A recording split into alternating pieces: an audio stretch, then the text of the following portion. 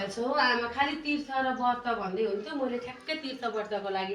व्यवस्था गरेकी थिएँ कहाँ जानुभयो तीर्थ लानु पर्यो भनेर यसो गर्नु भनेको कहाँ जानु भएछ आमा आज आमा कहाँ जानुभएको थियो हौ खोज्दा खोज्दा उहाँनिर आमा तीर्थ जानको लागि सबैजना भेला हुनुभएको छ अरे कि अब अस्तिदेखि तीर्थ जाने बारी भनेर कर कर कर कर गर्नुभएको थियो नि त त्यही भएर तपाईँलाई म तीर्थ जानको लागि मैले व्यवस्था ल्याएको छु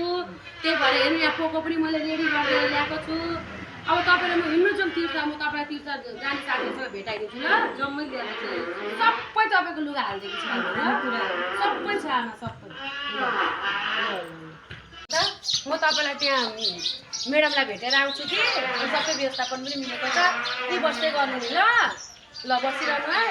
म्याडम नमस्कार सुन्नु न अब यो आश्रम रहेछ वृद्धाश्रम होइन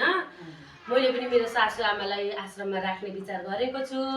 त्यही भएर हजुरहरूलाई यहाँ जिम्मा लाउन भनेर मैले आमा पो लिएर आएको छु त हौ ए ठिकै छ त अब हाम्रो त्यही हो कामै बुढाबुढीको सेवा गर्ने भनेर खोलेको ल्याउनु भएछ खोइ आमा चाहिँ कहाँ हुनुहुन्छ आमा उपर बाहिर बसिरहनु भएको छ कि तपाईँहरूले ल्याएर यहाँ राख्नु यही व्यवस्थापन मिलाउनु म चाहिँ तपाईँहरूलाई जिम्मा लाएर गएको आमा बाहिर हुनुहुन्छ तपाईँ उहीँबाट लिएर आउनु न हस् ए हुन्छ हुन्छ ल म चाहिँ गएँ ल यहाँ छोडेर गएको अहिले होइन तीर्थ जाने मान्छे भएछन् भएठाउँमा पुर्याउँछु भन्थे कोही आउँदैन पनि एक्लै बस्दा बस्दा गलिसकेँ म त नमस्कार नमस्कार नानी नमस्कार तिमी नि हो तीर्थ लाने कहाँ तीर्थ लाने हो आमा तपाईँ त यहाँ वृद्धाश्रम पो आउनु भएको त